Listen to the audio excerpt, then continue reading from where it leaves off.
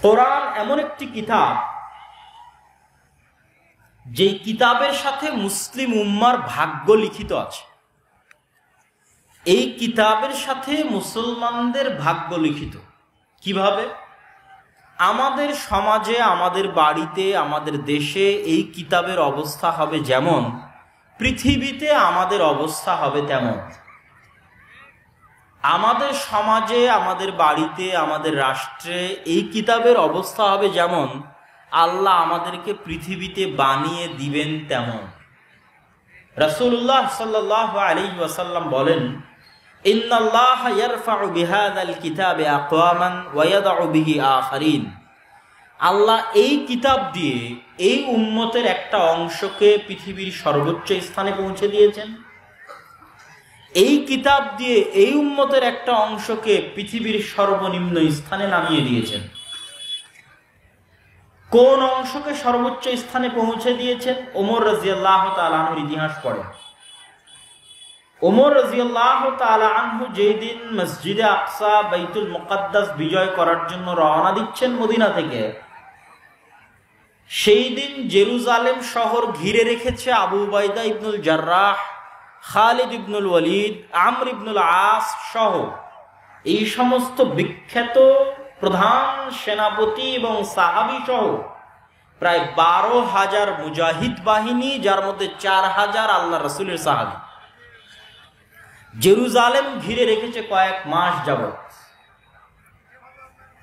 জেরুজালেমের পাদ্রীদের আহ্বান হচ্ছে, আমিরুল মুমিনিন খলিফাতুল মুসলিমিন যতক্ষণ না আসবে ততক্ষণ মসজিদে আকসার চাবি আমরা হস্তান্তর করব না। আমিরুল মুমিনিন খলিফাতুল মুসলিমিন ওমর ইবনুল খাত্তাব রাদিয়াল্লাহু তাআলা আনহু মদিনা মুনাওয়ারা থেকে 1500 কিলোমিটার দূরের পথে রওনা দেওয়ার জন্য মাত্র একজন গোলামকে সাথে করে নিয়ে, তবুও পালাক্রমে কখনো গোলাম উটের পিঠে, কখনো তিনি উটের পিঠে, এইভাবে তিনি সামনের দিকে আগাতে থাকলেন। যখন তিনি জেরুজালেমের গেটে পৌঁছাচ্ছেন, তখন আবু উবাইদা ইবনুল জাররাহ প্রধান সেনাপতি হন্তদন্ত হয়ে ছুটে এসে দেখছেন যে আমিরুল মুমিনিনের গায়ে জীর্ণ শীর্ণ কাপড়, এবং আমিরুল মুমিনিন রশি ধরে টানছে, এবং উটের পিঠে বসে আছে একজন ভৃত্য গোলাম। তখন আবু উবাইদা ইবনুল জাররাহ বলছে, ইয়া আমিরুল মুমিনিন ইন্নার রোমান ইয়ানজুরু ইলাইনা নাজরাতা কিল্লাহ। হে আমিরুল মুমিনিন, আজকে বিশাল রোমান এম্পায়ারের পতন, হেডকোয়ার্টারের পতন হচ্ছে। আজকের যুগে বাংলাদেশের হাতে বা আফগানিস্তানের হাতে আমেরিকার পতন যেমন, যে আফগানিস্তান থেকে কেউ গিয়ে আমেরিকার নিউ নিল, পাহাড় থেকে উঠে আসা, মরুভূমি থেকে উঠে আসা কোনো এক কৃষক, ঠিক তেমনি রোমান এম্পায়ারের হেডকোয়ার্টার জেরুজালেম বিজয় করছে মরুভূমি থেকে উঠে আসা একজন তৎকালীন যুগের, তাদের 20-30 বছর আগের যুগের একজন রাখাল। তিনি এখন আমিরুল মুমিনিন খলিফাতুল মুসলিমিন ওমর ইবনুল খাত্তাব। তো হে আমিরুল মুমিনিন, তারা আমাদের দিকে নিচু দৃষ্টিতে দেখবে যে দেখো মুসলমানদের আমিরের অবস্থা কি, খলিফার অবস্থা কি। তখন ওমর ইবনুল খাত্তাব রাদিয়াল্লাহু তাআলা আনহু ধমক দিয়ে বললেন, আবু উবাইদা, এই কথা যদি তুমি না হে অন্য কেউ বলতে আমি এত কষ্ট পেতাম না। আবু উবাইদা শোনো, কুন্না কওমান আযিল্লাহ, আজ থেকে 20-30 বছর আগে জাহিলিয়াতের যুগে আরবের মরুভূমিতে মক্কা এবং মদিনায় গত 1000 বছরেও কোনো সাম্রাজ্য কায়েম হয়নি, গত 100 বছরেও কোনো রাজত্ব তৈরি হয়নি। আমরা সেই জাহিলি যুগের মরুভূমির রাখাল, অন্ধকারাচ্ছন্ন যুগের মানুষ। আমাদের না কোনো নাম ছিল, না সুনাম, না খ্যাতি, না আমাদের দুনিয়াতে কেউ চিনত, না আমাদের কোনো টাকা পয়সা ছিল, না ক্ষমতা, না রাজত্ব ছিল। কুন্না কওমান আযিল্লাহ, আমরা নাম পরিচয়বিহীন এক অধপতিত জাহিলি যুগে বসবাস করা একদল মানুষ ছিলাম। আজ আল্লাহ আমার মতো ওমর রাদিয়াল্লাহু তাআলা আনহুকে কোন পর্যায়ে পৌঁছে দিয়েছে যে আমি রোমান এম্পায়ারের হেডকোয়ার্টার জেরুজালেম বিজয় করছি। তার কারণ কি জানো? ইসলাম, কোরআন, এই কিতাবের মূল্যায়ন, দ্বীনের মূল্যায়ন। উপস্থিত 4000 সাহাবীর মধ্যে কোরআনের মূল্যায়ন যেমন ছিল, দ্বীনের মূল্যায়ন যেমন ছিল, পৃথিবীতে তাদের ক্ষমতা তেমন ছিল। আর আজকে আমাদের অধপতিত নিচে নামিয়ে দিয়েছে কিভাবে? আজ 80 বছর থেকে আমরা মুসলমানেরা মসজিদে আকসায় নামাজি সালাতি পড়তে যেতে পারি না। মাহরুম, বঞ্চিত। আল্লাহ সুবহানাহু ওয়া তাআলার তিনটে পবিত্র ঘরের একটা পবিত্র ঘরে যাওয়ার ভাগ্য আল্লাহ আমাদের দেয়নি। এই হলো আমাদের অবস্থা। আল্লাহ আমাদেরকে এই পর্যায়ে নামিয়ে দিয়েছে কেন? আমাদের বাড়ি ঘরে দিন এবং কোরআনের অবস্থা যেমন হয়ে গেছে, আল্লাহ আমাদের তেমন করে দিয়েছে। এবং উম্মতে মুহাম্মাদির উপর আল্লাহর গজবের ধরন এটাই। উম্মতে মুহাম্মাদির উপর আল্লাহ সুবহানাহু ওয়া তাআলার আযাব, গজব, পরীক্ষা অতীতের উম্মতের মতো হবে না। নূহ আলাইহিস সালাতু ওয়াস সালামের কওমকে আল্লাহ বন্যা দিয়ে ডুবিয়ে দিয়েছেন। লূত আলাইহিস সালাতু ওয়াস সালামের কওমকে আল্লাহ শহর উল্টিয়ে দিয়েছেন। আদ, সামুদ, তাদেরকে আল্লাহ সুবহানাহু ওয়া তাআলা বিকট আওয়াজ, ঝড় ঝঞ্ঝা, বৃষ্টি দিয়ে ধ্বংস করে দিয়েছেন। বনু ইসরাইলের একটা অংশকে আল্লাহ বানরে এবং শূকরে পরিণত করে দিয়েছেন। উম্মতে মুহাম্মাদির উপর আযাবের ধরনের মধ্যে একটা ধরন বানর এবং শূকরে পরিণত করা আছে। হাদিসে আল্লাহর নবী বলেছেন, আমার উম্মতের একদল মানুষ বানর এবং শূকরে পরিণত হয়ে যাবে। যারা গান বাজনা, বাদ্যযন্ত্র, অশ্লীলতা, বেহায়াপনার সাথে সম্পৃক্ত থাকবে, মদ এবং নেশার সাথে সম্পৃক্ত থাকবে, তাদের একদল মানুষ রাতে রাতে শূকর এবং বানরে পরিণত হয়ে যাবে। আর শূকর এবং বানরে পরিণত হওয়া কঠিন কিছু নয়। আজকের যারা বিজ্ঞানী গবেষণা করছে, তারা মনে করছে যে আমরা বানর থেকে তৈরি হয়েছি। নাউজুবিল্লাহ, যে আমরা বানর থেকে এসেছি। আসলে বিষয়টা উল্টা, বরং মানুষই বানর হয়ে যেতে পারে। বানর থেকে মানুষ এসেছে তা নয়। শরীয়ত কি বলে? মানুষই কি হয়ে যেতে পারে বলেন তো? বানর হয়ে যেতে পারে, মানুষই শূকর হয়ে যেতে পারে। বিজ্ঞানীরা ধোঁকা খেয়েছে কিসে? মানুষের যে ডিএনএ আছে আর বানর আর শূকরের যে ডিএনএ আছে, এই দুই ডিএনএ এত বেশি মিল যে মানুষ যদি আর দ্বিতীয় কোনো প্রাণীতে পরিণত হওয়ার সম্ভাবনা থাকে, তাহলে সেটা বানর আর শূকর। আর তৃতীয় কোনো প্রাণীতে মানুষের রূপান্তর সম্ভব নয়। এই জন্য আল্লাহর আযাব এবং গজব হিসেবে বনু ইসরাইলদের কি হয়েছিল? আল্লাহ সামান্য ডিএনএ পরিবর্তন করে দিয়েছে, ওরা রাতের অন্ধকারে বানর আর শূকর হয়ে গেছে। কেন? মানুষ থেকে বানর শূকর করা খুবই সহজ। প্রচন্ড মিল আছে বানর এবং শূকরের ডিএনএর সাথে মানুষের ডিএনএ। এই ডিএনএর মিল দেখে বিজ্ঞানীরা, পাগলেরা ভুল বুঝেছে কি যে আমরা হয়তো বানর থেকে মানুষ হয়েছে। নাউজুবিল্লাহ। আসলে শরীয়ত কি বলছে? মানুষই কি হয়ে যেতে পারে? বানর এবং শূকর হয়ে যেতে পারে। মানুষ বানর এবং শূকর থেকে আসেনি, কিন্তু মানুষ বানর এবং শূকর হয়ে যেতে পারে। কিন্তু এটাও মনে রাখতে হবে, আল্লাহর আযাব এবং গজবের কারণে মানুষ আযাব এবং গজবের কারণে যারা বানর এবং শূকরে পরিণত হয়ে যায়, তারা কিন্তু আবার বেঁচে থাকে না, তারা মারা যায়, তাদের বংশ পরম্পরা বৃদ্ধি হয় না। সুতরাং আমরা এটাও বলতে পারবো না যে আজকে যারা বানর আছে তারা বনু ইসরাইলের ওই অভিশপ্ত, যাদের মানুষকে আল্লাহ বানর বানিয়ে দিয়েছিল, তাদের পরবর্তী বংশধর, তা না। বানর আল্লাহর একটা স্বতন্ত্র সৃষ্টি, শূকর আল্লাহর একটা স্বতন্ত্র সৃষ্টি, মানুষ আল্লাহর একটা স্বতন্ত্র সৃষ্টি। কিন্তু মানুষ যদি দ্বিতীয় কোনো পশুতে পরিণত হয়, তাহলে সেটা কোন পশুতে পরিণত হবে? বানর এবং শূকর। এটা আল্লাহর গজব, আযাব। ঠিক উম্মতে মুহাম্মাদির উপর আল্লাহর আর একটা আযাব এবং গজব স্থায়ীভাবে থাকতেই থাকবে, থাকতেই থাকবে। সেটা কি? সেটা হচ্ছে উম্মতে মুহাম্মাদির উপর বিধর্মীদের চাপিয়ে দেওয়া। উম্মতে মুহাম্মাদি যদি আপনারা আজকে কাহারোল উপজেলার মানুষ যারা আজকে এখানে একত্রিত হয়েছেন, ইসআল নাফসাকুম ইসআলু আনফুসাকুম, আপনাদের নিজেদের জিজ্ঞেস করেন যে আপনি সর্বশেষ কতদিন কোরআন পড়েননি। আপনারা নিজেদের জিজ্ঞেস করেন আপনাদের বাড়িতে সর্বশেষ কতদিন কোরআন পড়া হয়নি। উপস্থিত মা এবং বোনেরা নিজেদের জিজ্ঞেস করেন আপনাদের বাড়িতে কতদিন যাবৎ কোরআন বুঝা, কোরআন তেলাওয়াত, কোরআন অনুধাবন হয় না। তাহলে এবার গোটা কাহারোল উপজেলা, গোটা দিনাজপুর জেলা, গোটা রংপুর বিভাগের মানুষজন যদি নিজেদের মাপে যে তাদের বাড়িতে তাদের জীবনে তারা মাসকে মাস, বছরকে বছর থেকে না কোরআন পড়ে না বোঝার চেষ্টা করে, তাহলে তাদের উপর তো আল্লাহর আযাব আসা উচিত। কেন? আল্লাহ বলেছে এই কিতাব এই উম্মতের একটা অংশকে উপরে উঠিয়ে দিবে আর একটাকে নিচে নামিয়ে দিবে। তো যেটাকে নিচে নামিয়ে দেবে ওদের আযাবটা কি? তো আপনি যদি মনে করেন যে কাহারুলের কেউ আজকে যদি কোরআন না পড়ে তাহলে আল্লাহ কাহারুলকে ভূমিকম্পতে ধ্বংস করে দিবে, জি না। আপনি যদি মনে করেন আজকে দিনাজপুরের কোনো মানুষ কোরআন না বুঝে, কোরআন না শিখে, তাহলে দিনাজপুরকে আল্লাহ বন্যে দিয়ে ডুবিয়ে দিবে, জি না। এটা উম্মতে মুহাম্মাদির উপর আল্লাহর সামগ্রিক আযাব এবং গজবের ধরন নয়। আজ যদি দিনাজপুরের মানুষের বাড়িতে, ঘরে, সমাজে, রাষ্ট্রে কোরআনের কোনো মান, সম্মান, ইজ্জত, মূল্যায়ন না থাকে, কেউ না পড়ে, না বুঝে, তাহলে এই দিনাজপুর এবং কাহারুলের মানুষকে আল্লাহ আযাব দিবে কিভাবে? এদের ওপর আল্লাহ বিধর্মীদের চাপিয়ে দিবে। ধরেন আপনার দিনাজপুরের ওপর আল্লাহ হিন্দুদের চাপিয়ে দিল, দিয়ে কি হবে?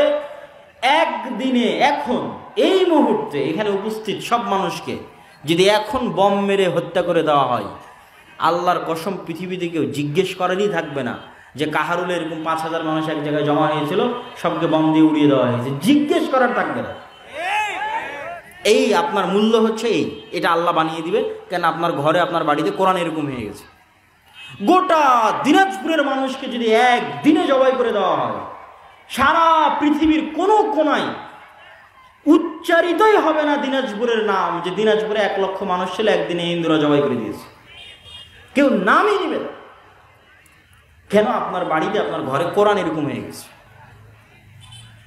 আমি যদি বুঝাতে না পারি, এটা আমার ব্যর্থতা। কিন্তু কোরআন এবং হাদিস থেকে ব্যাখ্যা করেই আপনাকে আমি বলতেছি যে উম্মতে মুহাম্মাদির উপর আযাবের ধরন হচ্ছে এটা, শাস্তি, গজবের ধরন হচ্ছে এটা। এবং এইভাবে আল্লাহ উম্মতে মুহাম্মাদিকে আযাব এবং গজব দিয়েছে। অন্য কোনোভাবে আপনি পাবেন না যে গোটা 1400 বছরের ইতিহাসে কোনো মুসলিম শহর মাটিতে ধসে গেছে, পাবেন না। কোনো মুসলিম শহর সমূলে বন্যায় ধ্বংস হয়ে গেছে, পাবেন না। মানে কি মুসলমানদের আজীবনই ভালো ছিল? না। কিন্তু কি পাবেন? বাগদাদের ইতিহাস পড়ে দেখেন, একদিনে লক্ষ লক্ষ মুসলমানকে জবাই করেছে আলাকুকা। এটা শাস্তি, এটা আযাব। স্পেনের ইতিহাস পড়ে দেখেন কিভাবে নিদারুণ, করুণ ও বর্বরভাবে স্পেন থেকে মুসলমানদের বিতাড়িত করা হয়েছে, এটাই শাস্তি। রোহিঙ্গাদের চোখের সামনে দেখে আসেন যে কিভাবে রোহিঙ্গাদেরকে তাদের দেশ থেকে বিতাড়িত করা হচ্ছে। ফিলিস্তিনকে চোখের সামনে দেখেন, সম্মানিত উপস্থিতি। এবং এখান থেকে শিক্ষা গ্রহণ করতে হবে। শিক্ষা গ্রহণ না করলে আপনিও একদিন গাজা হয়ে যাবেন। মানে আপনার বাংলাদেশও একদিন কি হয়ে যাবে? গাজা, ফিলিস্তিনের গাজা। এবং ফিলিস্তিনের গাজার চেয়ে বেশি ভয়ঙ্কর হবে। ফিলিস্তিনের গাজায় তো তাও আশেপাশে মুসলমান দেশ আছে, 2-5টা সহযোগিতা করতে পারছে। আপনার বাংলাদেশকে যদি গাজা বানিয়ে দিই, তো বাংলাদেশে 2-10 কিলোমিটার, 50 কিলোমিটারের মধ্যে কোনো মুসলমান দেশ নাই। সুতরাং আপনার এখানে সহযোগিতা পৌঁছানোর মতো কেউ থাকবে না। তাহলে আপনাকে আল্লাহর আযাব এবং গজব থেকে বাঁচতে হবে। আযাব এবং গজব থেকে বাঁচতে দিনের রাস্তায় ফিরে আসতে হবে। দিনকে যে জাতি যত শক্ত করে আঁকড়ে ধরবে, ওদের আত্মমর্যাদা, আত্মসম্মান আল্লাহ তত বাড়িয়ে দিবে। পৃথিবীতে ওদের শক্তি, সাহস, দাপট আল্লাহ তত বাড়িয়ে দিবে। তাদের মাটিতে তাদের পা আল্লাহ তত মজবুত করে দিবে। এটার জ্বলন্ত উদাহরণ মুসলমানেরা। সম্মানিত উপস্থিতি, এই জন্য আমাদেরকে দিনের রাস্তায় ফিরে আসা ছাড়া, আমাদের মসজিদগুলোতে মৌলিক দিন শিক্ষার ব্যবস্থা করা ছাড়া, আমাদের শতভাগ মুসলমান সন্তানের কাছে দিনের ন্যূনতম জ্ঞান পৌঁছে দেওয়া ছাড়া, শিক্ষার এই আন্দোলন, শিক্ষার এই সংগ্রাম ছাড়া, কেন এই দিনটা হচ্ছে জ্ঞানের দিন। আল উলামা ওয়ারাসাতুল আম্বিয়া লা ইউরিসুনা দিনারান ওয়ালা দিরহামান। এই দিনটা জ্ঞানের দিন। আমাদের নবী মুহাম্মদ সাল্লাল্লাহু আলাইহি ওয়াসাল্লাম আল্লাহর কাছ থেকে জ্ঞান রিসিভ করেছেন। সেই জ্ঞান তিনি আমাদের পৌঁছে দিয়ে গেছেন এই কোরআনে এবং হাদিসে। ইসলাম এসেছে জাহিলিয়াত, মূর্খতার বিপরীতে। ইসলামের প্রথম আয়াত ইকরা বিসমি রাব্বিকাল্লাযী খালাক, তোমরা পড়ো। এই বইয়ের নাম হচ্ছে কোরআন। কোরআন শব্দের অর্থ হচ্ছে পড়া। কোরআন শব্দের শাব্দিক অর্থ হচ্ছে অত্যাধিক পাঠকৃত, পঠিত। তথায় পুরো দিনটা হচ্ছে জ্ঞানের দিন। জ্ঞানের ট্রান্সফরমেশন যত বেশি হবে, এই দিন তত ছড়িয়ে যাবে। কিয়ামত পর্যন্ত আর কোনো নবী আসবে না, কিন্তু এই দিনকে ছড়িয়ে দিবে কারা? এই জ্ঞানের উত্তরসূরি যারা, তারা। এই জন্য আমাদের সর্বোচ্চ চেষ্টা করতে হবে জ্ঞান পৌঁছে দেওয়ার।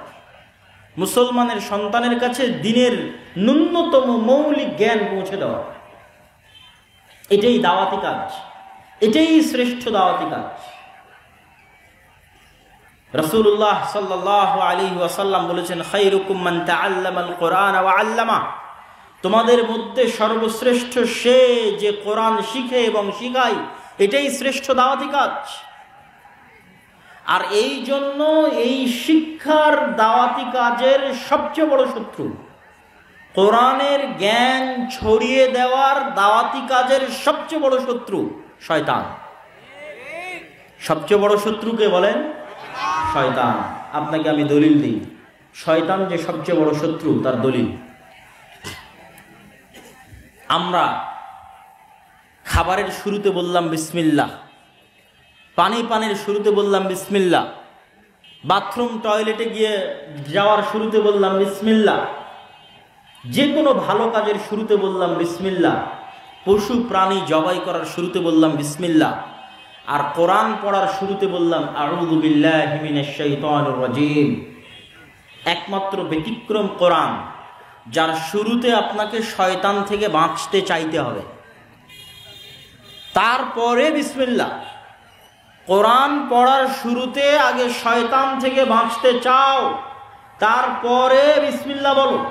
কেন? এই কোরআন তোমাকে শয়তান পড়তে দিবে না, এই কোরআন তোমাকে শয়তান শিখতে দিবে না। আমরা যতজন গত 1 মাস, 6 মাস, 5 দিন, 1 সপ্তাহ, 10 দিন যাবৎ কোরআন থেকে দূরে আছি, কোরআন বুঝা এবং কোরআন শিখা এবং পড়া থেকে দূরে আছে, আমাদেরকে কে দূরে রেখেছে ভাই? শয়তান। আমাদের যাদের বাড়িতে মাসকে মাস থেকে কোরআন তেলাওয়াত হয় না, বুঝা হয় না, শিখা হয় না, পড়া হয় না, এই বাড়িগুলো কারা দখল করে রেখেছে? শয়তান। এবং শয়তান কোনো কাল্পনিক চরিত্রের নাম নয়। বিভিন্ন যে সায়েন্স ফিকশনের যে গল্প, কাল্পনিক গল্প, কাল্পনিক উপন্যাস, কাল্পনিক ভূত পেত্নির গল্প, এই কাল্পনিক কোনো চরিত্রের নাম শয়তান নয়। শয়তান এক অতি বাস্তব, অতি সত্য এবং অতি ভয়ঙ্কর চরিত্রের নাম হচ্ছে শয়তান। আল্লাহ সুবহানাহু ওয়া তাআলা এই পৃথিবী ডেভেলপ করার আগেই, যেভাবে আপনারা সফটওয়্যার ডেভেলপ করেন, অ্যাপ ডেভেলপ করেন, এই পৃথিবীর সিস্টেম যখন আল্লাহ ডেভেলপ করেছেন, এই পৃথিবীকে আল্লাহ একটা সিস্টেমে তৈরি করেছেন, যেই সিস্টেমগুলো অপরিবর্তনীয়, একমাত্র আল্লাহ চাইলে পরিবর্তন হতে পারে। যেমন এই পৃথিবীতে আল্লাহ সিস্টেম কি দিয়েছেন? আগুন জ্বালাবে, এটা সিস্টেম। যে আমি আগুনের মধ্যে হাত দিলে আমার হাত পুড়ে যাবে, এটাই সিস্টেম পৃথিবী। কিন্তু আগুন নাও পুড়াতে পারে যদি আল্লাহ বলে ইয়া নারু কুনি বারদান ওয়া সালামান আলা ইব্রাহিম, হে আগুন তুমি ইব্রাহিমের জন্য ঠান্ডা শীতল বরফ হয়ে যাও। এই পৃথিবীর সিস্টেম হচ্ছে চাকু দিয়ে ছুরি চালালে কাটবে, এটা সিস্টেম। ঠিক এই পৃথিবীর অন্যতম একটা সিস্টেম হচ্ছে আল্লাহ মানুষকে রক্ষণাত্মক ভূমিকায় রেখে মানুষের শত্রু হিসেবে বানিয়ে দিয়েছেন, এনিমি হিসেবে বানিয়ে দিয়েছেন শয়তানকে। যেমন ভিডিও গেমে যুবক এবং কিশোরদের এনিমি থাকে, শত্রু থাকে, যার বিরুদ্ধে সে লড়াই করে, এবং প্রতিটা গেম, প্রতিটা খেলায় পাল্টা প্রতিপক্ষ থাকে। ভোটের রাজনীতিতেও পাল্টা প্রতিপক্ষ আছে, ক্রিকেট ফুটবলও পাল্টা প্রতিপক্ষ আছে, ভিডিও গেমের মধ্যেও পাল্টা প্রতিপক্ষ আছে, যে হচ্ছে এনিমি। তো এই পৃথিবীকে আল্লাহ ওইভাবেই ডেভেলপ করেছে যে মানুষের জন্য আল্লাহ কাকে শত্রু করে দিয়েছে বলেন তো? শয়তানকে শত্রু করে দিয়েছে। এবং শয়তানকে আল্লাহ আক্রমণ করার সর্বোচ্চ ক্ষমতা দিয়েছে। শয়তানকে আক্রমণ করার সর্বোচ্চ ক্ষমতা দিতে গিয়ে রাসূলুল্লাহ সাল্লাল্লাহু আলাইহি ওয়াসাল্লাম বলেন, ইয়াজরি মাজরা দাম, শয়তান মানুষের রক্ত কণিকার সাথে প্রবাহিত হয়, চলতে পারে। মানুষের শরীরের রগে রগে, রক্তে রক্তে শয়তান চলতে পারে। ইয়াজরি মাজরাদ দাম, এই ক্ষমতা আল্লাহ শয়তানকে দিয়েছে। শয়তানকে দ্বিতীয় ভয়ঙ্কর যে ক্ষমতা আল্লাহ দিয়েছে আদম সন্তানের উপর আক্রমণ করার জন্য, সেটা হচ্ছে ইউয়াসবিসু ফি সুদুরিন নাস। আজকের পৃথিবীতে এমন কোন টেকনোলজি আবিষ্কার হয়নি যে আমি এখানে মোবাইলে বাটন চাপলে আপনাদের সবার অন্তরে মেসেজ চলে যাবে। এরকম কোন টেকনোলজি আবিষ্কার হয়নি। যদি হতো তাহলে আমাকে রাজশাহী থেকে সফর করে আর শায়েখ আব্দুর রাজ্জাক বিন ইউসুফকে ঢাকা থেকে সফর করে আজ এখানে আসা লাগতো না।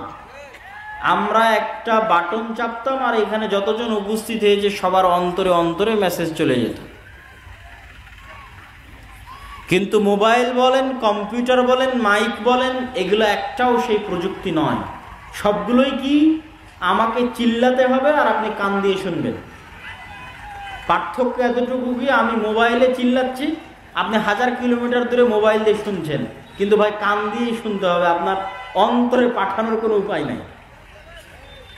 পার্থক্য কি, আগে মুখে বলতাম, এখন মাইকে চিল্লাচ্ছি, আপনাকে কান দিয়েই শুনতে হচ্ছে।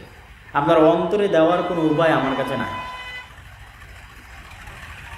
কিন্তু শয়তানকে আল্লাহ এই শক্তি দিয়ে দিয়েছে যে শয়তান যদি আমাদের কিছু বলতে চায় তাহলে আমাদের কানে বলা লাগবে না, আমাদেরকে চিঠি লেখা লাগবে না যে আমরা পড়ব, মেসেজ লেখা লাগবে না যে আমরা পড়ব, সরাসরি ইউয়াসবিসু ফি সুদুরিন নাস, শয়তান সরাসরি কোথায় মেসেজ দিতে পারে?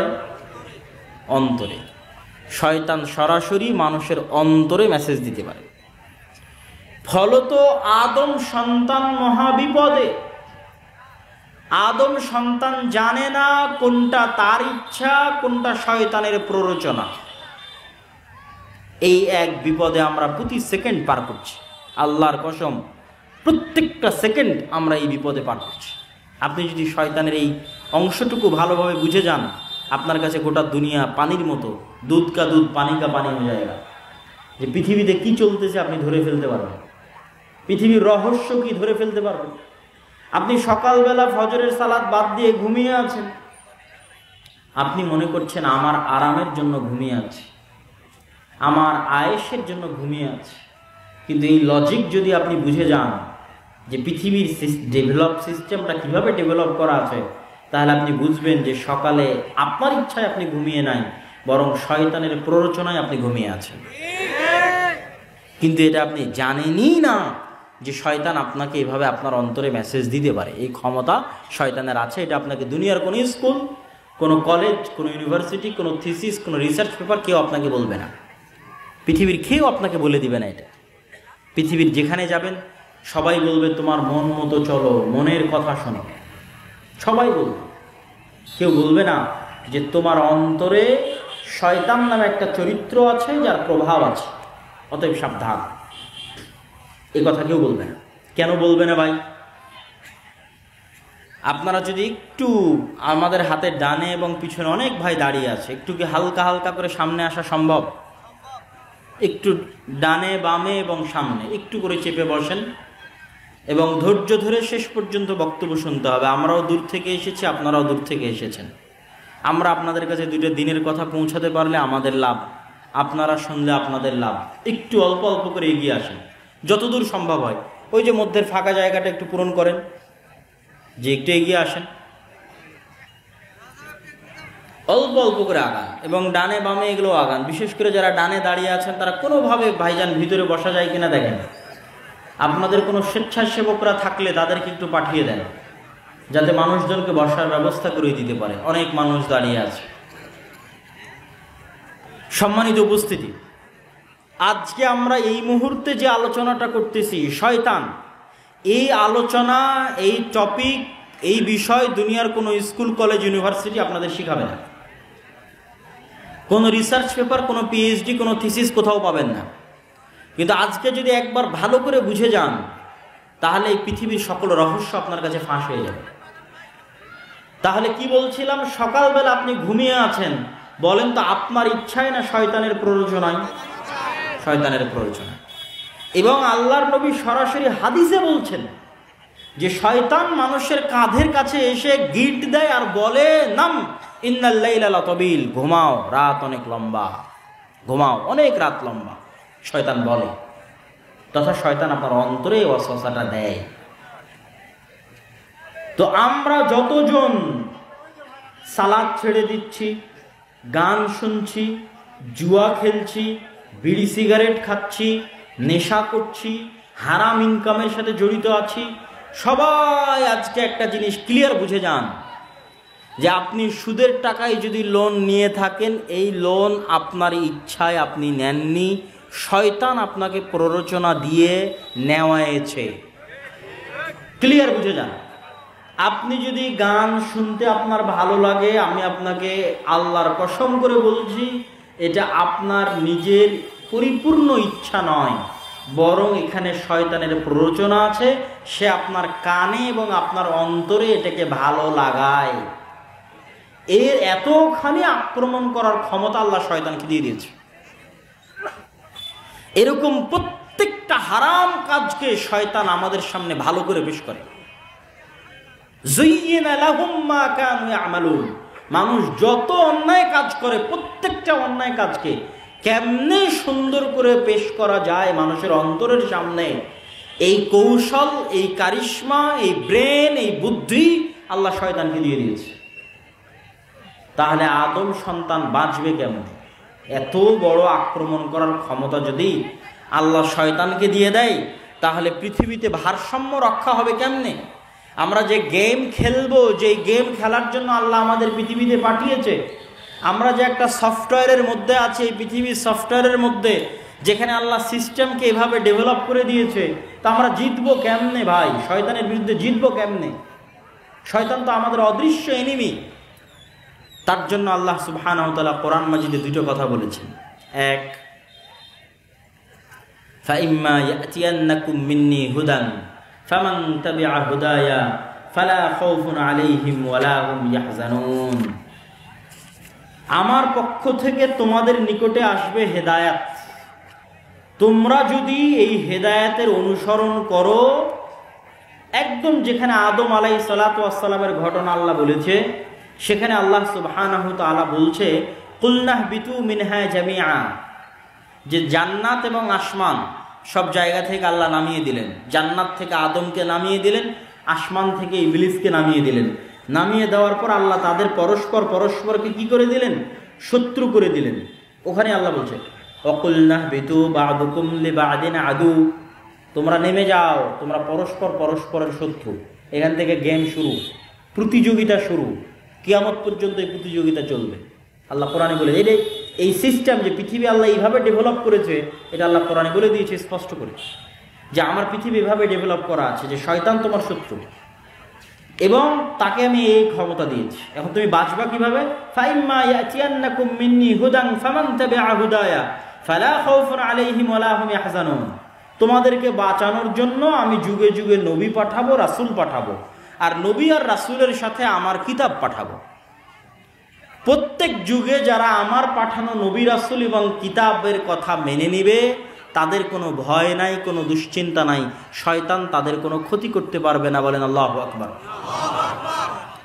কিন্তু এই কোরআন থাকার পরেও, নবী থাকার পরেও মানুষ যেভাবে আল্লাহ শয়তানকে ক্ষমতা দিয়েছে, ভয়ঙ্কর লেভেলের ক্ষমতা, সেখানে মানুষ পথভ্রষ্ট হবে না? হবে না? বলেন হবে। যেখানে আমাদের আদি পিতা পথভ্রষ্ট হয়ে গেছে, তাকে শয়তান ভ্রান্ত পথে নিয়ে চলে গেছে, সেখানে আমরা তো করবই। আমাদের আদি পিতা যদি ভুল করে থাকে, আমাদেরও ভুল হবে। এই জন্য আল্লাহর পক্ষ থেকে যুদ্ধে জিতার জন্য আল্লাহর পক্ষ থেকে ছাড়, অফার, যে এইটা হলো আমার লজিক, এই লজিকে তোমরা যুদ্ধ করো।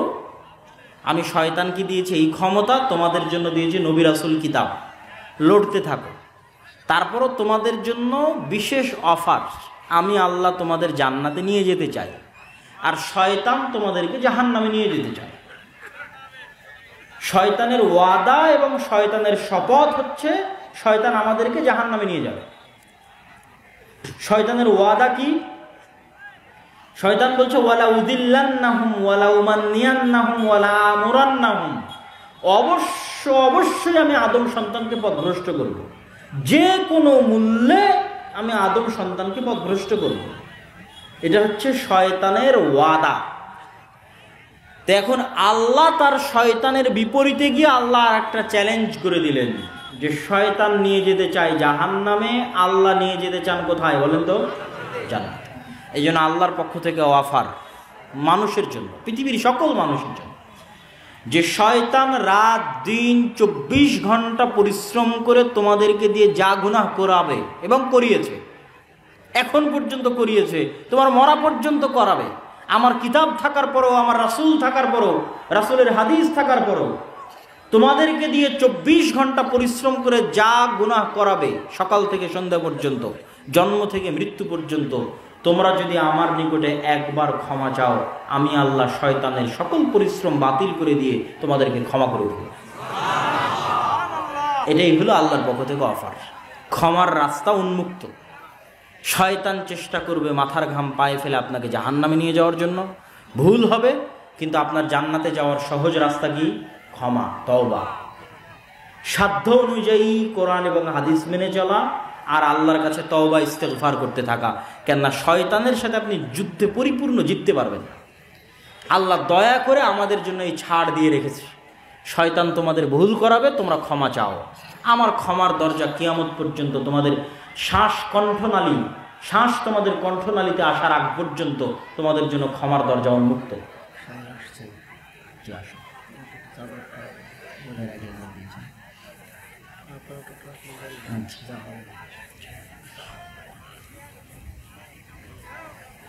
তো শয়তানের এই লজিক যে পৃথিবীকে আল্লাহ সুবহানাহু ওয়া তাআলা এভাবে ডেভেলপ করেছেন, পৃথিবীভাবে পরিচালিত হচ্ছে, আর এই কথাটুকু আপনাকে অন্যরা কেন বলে দিবে না? এই জন্য বলে দিবে না যে মানুষ যদি একবার শয়তানের সাথে যুদ্ধ শুরু করে, কেননা এই জ্ঞানটুকু থাকলে না যুদ্ধ শুরু হবে, আর এই জ্ঞানটুকু না থাকলে তো আপনি অস্ত্র আত্মসমর্পণ করে দিলেন। কিভাবে আপনাকে বলি, আপনারা যারা আজকে এখানে যতজন উপস্থিত আছেন, তারা যদি মনে করেন যে আপনি আপনার মনের আনন্দের জন্য গান শুনছেন, তাহলে আপনি ভাই যুদ্ধ ছাড়া অস্ত্র সমর্পণ করে দিয়েছেন। যুদ্ধ ছাড়া কি করেছেন বলেন তো? একটু কথা বলতে হবে। যুদ্ধ ছাড়া কি করেছেন? অস্ত্র সারেন্ডার করেছেন শয়তানের সামনে। যদি আপনি মনে করেন যে আপনার প্রশান্তির জন্য আপনি শুনছেন, আপনি আপনার প্রয়োজনে খুব দরকার এই জন্য আপনি সুদের ঋণে লোনের টাকায় আপনি বাড়ি বানিয়েছেন, তাহলে আপনি আগেই অস্ত্র সমর্পণ করে দিয়েছেন।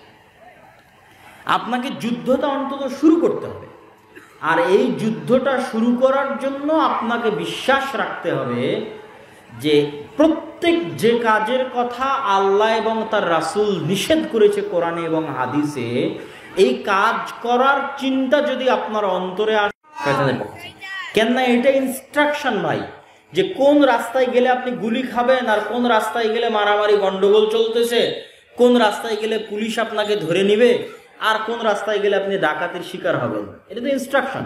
গেমের মধ্যে যেমন আপনাকে ইনস্ট্রাকশন দেয়, এই রোডে তোমার শত্রু আছে, এই রোড দিয়ে যাও, এই দিক দিয়ে, এই ঘরে তুমি অস্ত্র পাবা, তা আপনি তো জানেন না, আপনি কিছুই জানেন না, জিরো। আপনার অন্তরের উপর আপনার কন্ট্রোল ক্ষমতা নাই, আপনি করবেন কি পৃথিবীতে এসে? কে জানাবে আপনাকে? This is the instruction.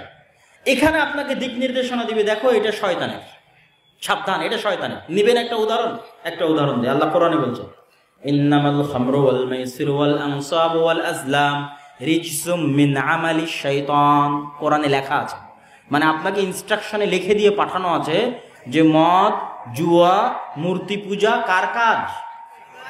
ইনস্ট্রাকশনে লেখা আছে যে এই মদ, জুয়া এবং মূর্তি পূজার রাস্তায় যদি হাঁটো, তাহলে এটা কার রাস্তা?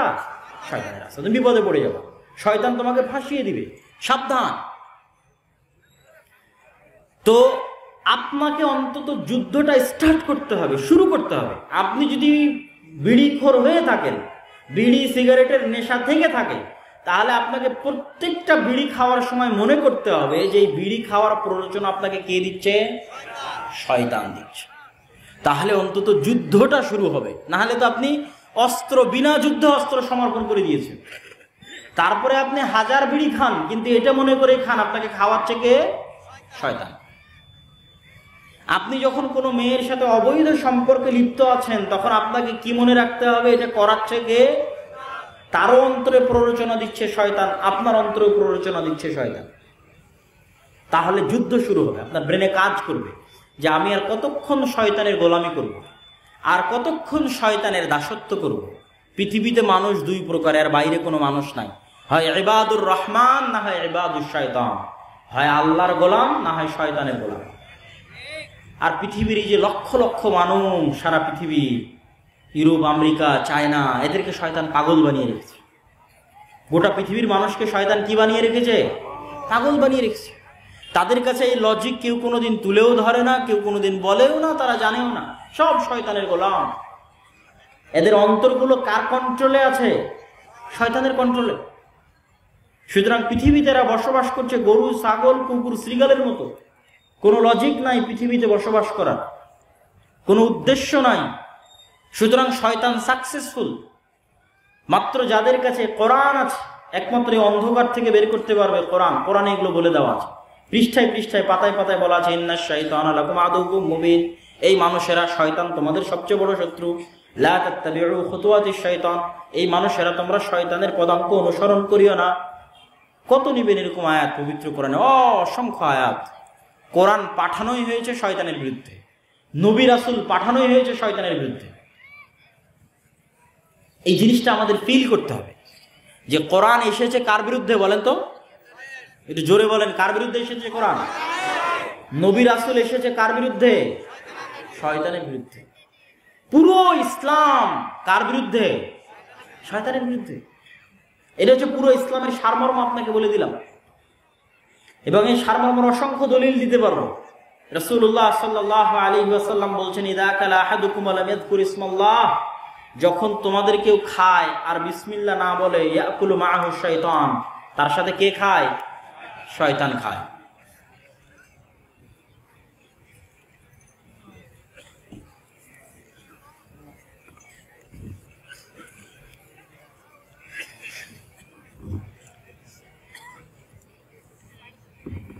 সম্মানিত উপস্থিতি, আমরা আমাদের এই সংক্ষিপ্ত আলোচনায় কয়েকটা বিষয় পরিষ্কার করলাম। এক, সমগ্র বিশ্বে মুসলমানদের শিক্ষার ভয়াবহ অবস্থা। ইউরোপ, আমেরিকা থেকে শুরু করে, আরব বিশ্ব থেকে শুরু করে, বাংলাদেশের মতো তৃতীয় বিশ্বের কান্ট্রি থেকে শুরু করে, আপনাদের গ্রামের মসজিদ পর্যন্ত কোথাও শিক্ষার কোনো গুরুত্ব নাই। দ্বিতীয়ত, আমরা আপনাদের সামনে তুলে ধরলাম কোরআনের কি ভূমিকা থাকতে পারে একটা সমাজে, এবং আমাদের জন্য কোরআন বুঝা এবং পড়া কেন জরুরি। যতদূর আমার পক্ষে সম্ভব হয়েছে আমি ফুটিয়ে তোলার চেষ্টা করেছি। বক্তব্যের শেষে আপনাদের কাছে উদাত্ত আহ্বান জানাতে চাই যে আপনাদের মসজিদগুলোতে যদি দিন শিক্ষার ব্যবস্থা থেকে না থাকে, কোরআন শিক্ষার ব্যবস্থা থেকে না থাকে, তাহলে কমিটিকে বাধ্য করতে হবে দিন এবং কোরআন শিক্ষার ব্যবস্থা করার জন্য, অথবা কমিটিকে বাধ্য করতে হবে পদত্যাগ করার জন্য। তবুও মসজিদে দিন এবং কোরআন শিক্ষার ব্যবস্থা করতে হবে। দ্বিতীয়ত, মসজিদে যদি অর্থের সংকট মনে হয়, তাহলে মসজিদের টাইলস আর এসি আর ফ্যান বাজারে বিক্রি করে দিয়ে মসজিদে কোরআন শিক্ষা চালু করতে হবে। তবুও মসজিদে দিন এবং কোরআনের শিক্ষার ব্যবস্থা করতে হবে, শতভাগ মুসলমানের কাছে দিনের জ্ঞান পৌঁছে দেওয়ার জন্য। এবং আমরা আল জামিয়া সালাফিয়ার পক্ষ থেকে এই উদ্যোগ নিয়ে কাজ করতেছি সারা দেশে। আপনারা যে যেভাবে পারেন এটার সাথে সম্পৃক্ত হয়ে আপনাদের মসজিদগুলোতে আমাদের সিলেবাস অনুযায়ী এবং আমাদের শিক্ষক ট্রেনিংয়ের মাধ্যমে শক্তিশালী মজবুত দিন শিক্ষার দুর্গ হিসেবে গড়ে তোলার জন্য প্রত্যেকটা মসজিদকে আপনাদের প্রতি আমি উদাত্ত আহ্বান জানাচ্ছি। পাশাপাশি আগামী 2রা ফেব্রুয়ারি সম্ভবত আল জামিয়া সালাফিয়া তেঘরা, বিরল, দিনাজপুরে সালাফি কনফারেন্স আছে। সেই সালাফি কনফারেন্সে আপনাদের স্বতঃস্ফূর্ত অংশগ্রহণ করার জন্য উদাত্ত আহ্বান জানাই। এবং আগামী ডিসেম্বরের শুরু থেকে গোটা রংপুর বিভাগে আমাদের যে দাওয়াতি সফর শুরু হচ্ছে, দিনাজপুর জেলাকে দিয়ে আমরা দাওয়াতি সফর শুরু করব ইনশাল্লাহ। এই দাওয়াতি সফরে আপনাদের স্বতঃস্ফূর্ত অংশগ্রহণ কামনা করে অত্র জালসার আয়োজন সহ দিনী কাজে সহযোগিতা করার জন্য দানের হাত বাড়িয়ে দেওয়ার উদাত্ত আহ্বান জানিয়ে আমি আমার বক্তব্য শেষ করতে যাচ্ছি। আপনাদের যদি স্বেচ্ছাসেবক ভাইয়েরা থাকে তাহলে তাদেরকে ভিতরে যাওয়ার জন্য আমি অনুরোধ জানাচ্ছি। তাদের হাতে আপনারা সাধ্য অনুযায়ী অত্র প্রতিষ্ঠান এবং অত্র সম্মেলনকে সহযোগিতা করণার্থে আল্লাহ সুবহানাহু ওয়া তাআলাকে সন্তুষ্টি করার লক্ষ্যে আপনারা অবশ্যই সহযোগিতা করার চেষ্টা করবেন। 5 টাকা হলেও 10 টাকা হলেও কেউ বাদ যাবেন না। এবং মহিলা প্যান্ডেলে যারা আছেন তারাও অংশগ্রহণ করবেন। আমার জানা মতে আজকে মহিলা প্যান্ডেলেও আমাদের বই পুস্তক রাখার ব্যবস্থা করা আছে সম্ভবত, আমি যতদূর জানি। তো সেক্ষেত্রে আপনারা আমাদের কায়দাকে মূল্যায়ন করার চেষ্টা করবেন। এবং আহলে হাদিস সমাজে আমরাই প্রথম কোরআন নিয়ে কাজ করতেছি, সুতরাং এই কায়দা এবং আমাদের কোরআন কেন্দ্রিক এই কাজকে আপনারা মূল্যায়ন করার চেষ্টা করবেন। আমাদের আরও যে সমস্ত বইগুলো আছে সেই বইগুলোকে মূল্যায়ন করার চেষ্টা করবেন। আপনাদেরকে ওই স্বেচ্ছাসেবক কেউ তো যেতে দেখলাম না।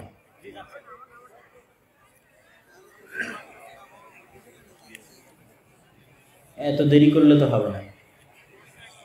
তো আমরা আপনাদেরকে আরো কয়েকটি বিষয় জানিয়ে রাখি এই স্বল্প সময়ের মধ্যে। আল জামিআহ আস-সালাফিয়াহ রূপগঞ্জ নারায়ণগঞ্জে আমাদের সালাফি কনফারেন্স আছে 7 এবং 8ই মার্চ, এবং প্রত্যেক প্রতিষ্ঠানে ভর্তির সময় দেওয়া আছে 1 জানুয়ারি। 1 জানুয়ারির পূর্ব পর্যন্ত আপনারা ফর্ম সংগ্রহ করতে পারবেন। এবং ডাঙ্গিপাড়া হোক, দিনাজপুর হোক, বরিশাল হোক, নারায়ণগঞ্জ হোক, সব জায়গাতে ভর্তির দিন হচ্ছে 1 জানুয়ারি। পাশাপাশি আমরা প্রত্যেকটি শাখায় আমাদের শিক্ষার মান সুনিশ্চিত রাখতে এখন পর্যন্ত অন্য আরও 10টি 15টি 20টি প্রতিষ্ঠানের চাইতে আমরা সক্ষম হয়েছি এবং এগিয়ে আছে, এটা আমরা দাবি করে বলতে পারি।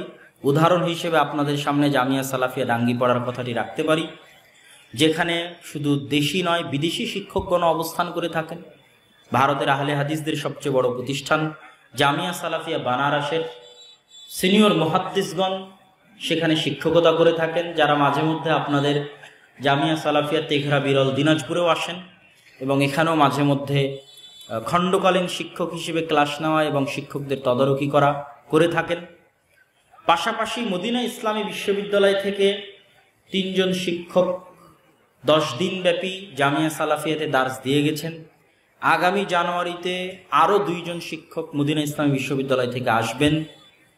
সেই হিসেবে দেশি বিদেশি ছাত্র এবং শিক্ষক মিলিয়ে এবং জামিয়া সালাফিয়া থেকে যে পত্রিকাগুলো বের হয় মাসিক আল ইরতিসাম, ছাত্ররা একটা পত্রিকা বের করে কিশলয়, এবং ছাত্ররা অসংখ্য আরবি, ইংরেজি এবং বাংলা দেয়ালিকা প্রকাশ করে। এবং আমাদের জামিয়া সালাফিয়ার সিস্টেমগুলো ডিজিটালাইজড এবং সফটওয়্যার ভিত্তিক পরিচালিত হয়। সেই হিসেবে আমরা এই প্রতিষ্ঠানকে বাংলাদেশের মাদ্রাসা শিক্ষার জগতে একটি ব্যতিক্রম, সর্ববৃহৎ এবং সবচেয়ে উন্নত শিক্ষা প্রতিষ্ঠান হিসেবে দাবি করলে ভুল হবে না বলে মনে করি। অতএব এই প্রতিষ্ঠানগুলোকে মূল্যায়ন করার, এই প্রতিষ্ঠানগুলোর জন্য আল্লাহ সুবহানাহু ওয়া তাআলার দরবারে দোয়া করার আপনাদের কাছে আহ্বান জানাই, যেন আল্লাহ সুবহানাহু ওয়া তাআলা জামিয়া সালাফিয়ার সাথে সংশ্লিষ্ট যা কিছু আছে আর দাওয়া ইলাল্লাহর মাধ্যমে মসজিদ ভিত্তিক দিন শিক্ষা, মাসিক আল ইতিসাম থেকে শুরু করে যা কিছু পরিচালিত হচ্ছে সকল কিছুকে যেন আল্লাহ সুবহানাহু ওয়া তাআলা কবুল করে, আল্লাহুম্মা আমিন। এবং সকল কার্যক্রমকে যেন আল্লাহ সুবহানাহু ওয়া তাআলা সহজ করে দেয়, আল্লাহুম্মা আমিন। আল্লাহ যেন বাংলাদেশে এবং বাংলাদেশের বাইরে যত মুসলমান রয়েছে, বাংলা ভাষাভাষী হোক, বাংলা ভাষাভাষীর বাইরে অন্য ভাষাভাষী হোক, তাদের অন্তরে যেন আল্লাহ সুবহানাহু ওয়া তাআলা জামিয়া সালাফিয়ার প্রতি ভালোবাসা দেয়, আল্লাহুম্মা আমিন। আমাদের অন্তরকে, দেশ ও জাতির অন্তরকে জামিয়া সালাফিয়ার প্রতি দুর্বল, ভালোবাসাপূর্ণ এবং জামিয়া সালাফিয়ার কে আল্লাহ সুবহানাহু ওয়া তাআলার সন্তুষ্টির উদ্দেশ্যে সহযোগিতাপূর্ণ মানসিকতা যেন আল্লাহ তৈরি করে দেয়, আল্লাহুম্মা আমিন।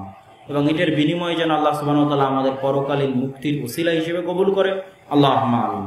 এই বলে আমি আমার সংক্ষিপ্ত বক্তব্য এখানেই শেষ করছি। ওয়া আখিরু দাওয়ানা আনিল হামদুলিল্লাহি রাব্বিল আলামিন। আসসালামু আলাইকুম ওয়া রাহমাতুল্লাহি ওয়া বারাকাতুহু।